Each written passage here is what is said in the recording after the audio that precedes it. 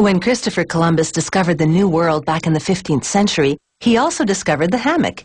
It was in the West Indies that Columbus found natives lounging in what he later described as sleeping nets. And when hammocks were introduced to the Europeans, the net effect was very big.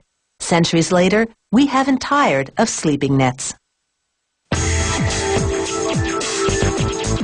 Hammocks were once called hammocks because they were woven with fibers from the hammock tree. Today, they're made of braided polyester, a change people accepted, well, lying down. To make a hammock, a worker measures and marks the spots for holes to be drilled in a hardwood spreader bar. He spaces the 22 holes 7 centimeters apart. He rounds the edges of the wooden bar with a shaped cutter called a router, smoothing out any sharp edges that could jab you when you climb into the hammock. Using an electric drill, he makes holes 1 centimeter in size in the spreader bar. Then, with a countersink, he scoops out the wood around the edges of the holes to make a gentler slope for the polyester rope. He adheres the company's pre-pasted label onto the bar. And next, 16 bobbins turn at a speed that could make you dizzy just watching. They're spinning the polyester cord. The bobbins twist the 16 polyester strands, braiding the strands into a herringbone pattern, while electrical pulleys draw them up. The pulleys drop the cord in a drum.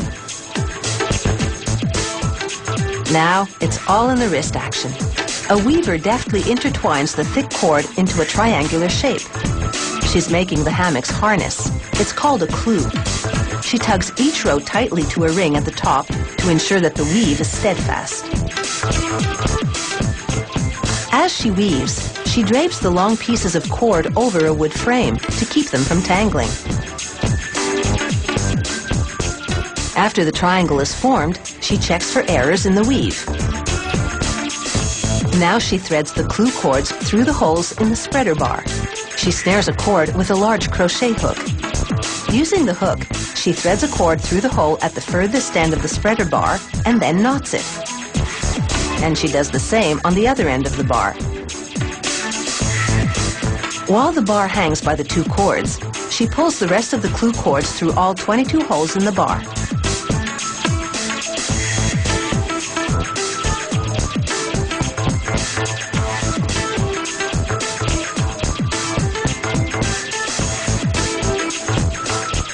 Next, she positions the spreader bar under a guide bar to ensure everything is level.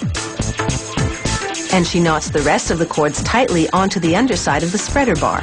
It's a critical step. If there's any slack in the clew, the yarn will stretch and the hammock will be misshapen.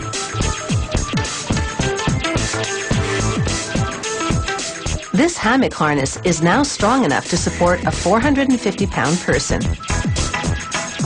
Next, she uses a 3-meter-long cord to make a chain of small links by pulling each link through the previous one. The top of the chain rope hangs from a hook, stabilizing it and allowing the weaver to quickly turn the simple cord into an intricate-looking chain.